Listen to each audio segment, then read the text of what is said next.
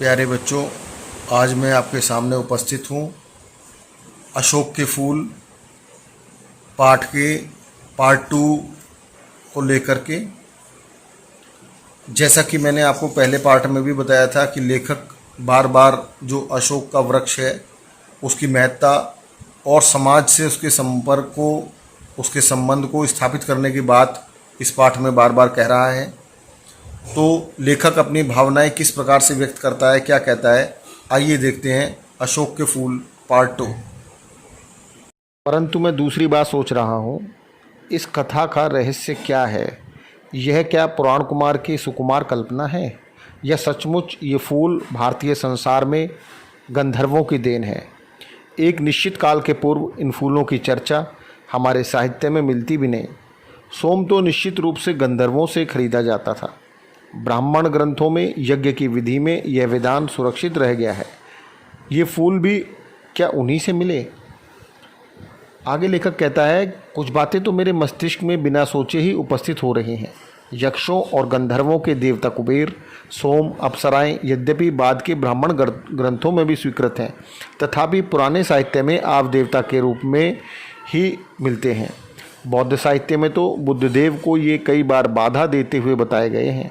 महाभारत में अनेक कथाएं आती हैं जिनमें संतानार्थिनी स्त्रियां वृक्षों के उपदेवता यक्षों के पास संतान कामनी होकर जाया करती थी। यक्ष और यक्षिणी सामान्यतः विलासी और उर्वरता जनक देवता समझे जाते थे। कुबेर तो अक्षय निधि के अधीश्वर भी हैं। यक्षमा रोग के साथ भी इन लोगों का संबंध जाता है। भारहुत, बोधगया, सांची आदि में उत्कीर्ण मूर्तियों में संतानार्थिनी स्त्रियों का यक्षों के सानिध्य के लिए वृक्षों के पास जाना अंकित है। इन वृक्षों के पास अंकित मूर्तियों की स्त्रियां प्रायः नग्न हैं, केवल कटिदेश में एक चौड़ी मेखला पहने हैं। अशोक इन वृक्षों में सर्वाधिक रहस्यमय है। सुंदरियों के चरण ताड़न से उसमें दोहन का संचार होता है और परवर्ती धर्म ग्रंथों में यह भी पता चलता है कि चैत्र शुक्ल अष्टमी को व्रत करने और अशोक की 8 पत्तियों के भक्षण से स्त्री की संतान कामना फलवती होती है। अशोक कल्प में बताया गया है कि अशोक के फूल 2 प्रकार के होते हैं, सफ़ेद और लाल। सफ़ेद तो तांत्रिक क्रियाओं में सिद्धिप्रद समझकर व्यवृत होता है और लाल स्मरवर्धक होता है। इन सारी बातों का रहस्य क्या है? मेरा मन प्राचीन काल के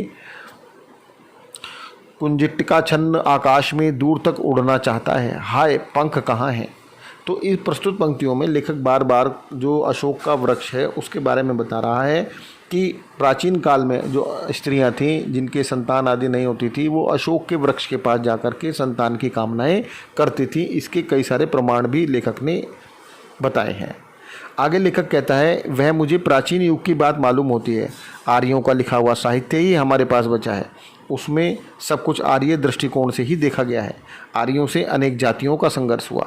कुछ ने उनकी अधीनता नहीं मानी, वे कुछ ज़्यादा गर्वीली थी। संघर्ष खूब हुआ, पुराणों में इसके प्रमाण हैं। यह बात पुरानी बात है कि सभी संघर्षकारी शक्तियाँ बाद में देवयोनी जात मान ली गई। पहला संघर्ष शायद असुरों से हुआ। यह बड़ी गर्वीली जाति थी। आर्यों का प्रभुत्व इसने कभी नहीं माना। फिर दानवों, दैत्यों और राक्षसों से संघर्ष हुआ। गंधर्वों और यक्षों से कोई संघर्ष नहीं हुआ। वे शायद शांतिप्रिय जातियां थीं। भारहुत, सांची, मथुरा आदि में प्राप्त यक्षिणी मूर्तियों की गठन और बनावट देखने से यह स्पष्ट हो जाता है कि ये जातियाँ पहाड़ी थी। हिमालय का देश ही गंधर्व, यक्ष और अप्सराओं की निवास भूमि है। इनका समाज सामान्यतः उस स्तर पर था जिसे आजकल के पंडित पुनालुअन सोसाइटी कहते हैं, शायद इससे भी अधिक आदिम। परंतु वे नाच गान में कुशल थे। यक्ष तो धनी भी थे। वे लोग वानरे भालुओं की भांति कृषि पूर्व स्थिति में भी नहीं थे। राक्षसों और असुरों की भांति व्यापार वाणिज्य वाली स्थिति में भी नहीं। वे मणियों और रत्नों का संधान जानते थे, पृथ्वी के नीचे गड़ी हुई निधियों की जानकारी रखते थे और अनायास धनी हो जाते थे। संभवतः इसी कारण उनमें विलासिता की मात्रा अधिक थी। परवर्ती काल में यह बहुत सुखी जाति मानी जाती थी। यक्ष और गंधर्व एक ही श्रेणी के थे, परंतु आर्थिक स्थिति दोनों की थोड़ी सी भिन्न थी। इस प्रकार कंदर्प देवता को अपनी गंधर्व सेना के साथ इंद्र का मुसाहिब बनना पड़ा। वह मनोरंजक कथा है, पर यहाँ यह सब पुरानी बातें क्यों रटी जाएं? प्रकृति यह है कि पुराने ज़माने में आर्य लोगों को अनेक जातियों से निपटना पड़ा था, जो गर्वीली थी, हार मानने को तैयार नहीं थी। प्रवृत्ति साहित्य में उनका स्मरण घृणा के साथ किया गया। जो सहज ही मित्र बन गई, उनके प्रति अवज्ञा और अपेक्षा का भाव नहीं रहा। असुर, राक्षस, दानव, दैत्य पहली श्रेणी में और यक्ष, गंधर्व, किन्नर, सिद्ध, विद्याधर, बानर, भालू आदि दूसरी श्रेणी में आते हैं। प्रवर्ती हिंदू समाज ने इन सबको बड़ी अद्भुत शक्तियों का आश्रय मानना है। सब में देवता बुद्धि का पोषण करता है। तो प्रस्तुत पंक्तियों में भी लेखक जो है वो प्राचीन काल के जो विभिन्न प्रकार के स्थितियाँ थी समाज में, उनके बारे में बात कर रहा है। आगे लेखक कहता है कि अशोक वृक्ष की पूजा इन्हीं गंधर्वों और यक्षों की देन है। प्राचीन साहित्य में इस वृक्ष की पूजा के उत्सवों का बड़ा सरस वर्णन मिलता है। असल पूजा अशोक की नहीं, बल्कि उसके अधिष्ठाता कंदर्प देवताओं की होती थी। इसे मदनोत्सव कहते हैं। महाराजा भोज के सरस्वती कंठाभरण से जान पड़ता है कि यह उत्सव त्रयोदशी के दिन होता है। माल, विकाग्निमित्र और रत्नावली के इस उत्सव का बड़ा सरस मनोहर वर्णन मिलता है। मैं जब अशोक के लाल स्तवकों को देखता हूँ तो मुझे पुराना वातावरण प्रत्यक्ष दिखाई दे जाता है। राजघरानों में साधारणतः रानी ही अपने सूनपुर चरणों के आघात से इस रहस्यमय वृक्ष को पुष्पित किया करती थी। कभी कभी रानी अपने स्थान पर किसी अन्य सुंदरी को नियुक्त कर दिया करती थी। कोमल हाथों में अशोक पल्लवों का कोमलतर गुच्छ आया। अलग तक से रंजित नूपुरमय चरणों के मृदु आघात से अशोक का पाद देश आहत हुआ। नीचे हल्की रुंझन और ऊपर लाल फूलों का उल्लास। किसलय और कुसुम स्तवकों की मनोहर छाया के नीचे स्फटिक के आसन पर प्रिय को बैठाकर सुंदरियां अबीर, कुमकुम, चंदन और पुष्प संभार से पहले कंदर्प देवता की पूजा करती थीं और बाद में सुकुमार भंगिमा से पति के चरणों पर बसंत पुष्पों की अंजलि बिखेर देती थी।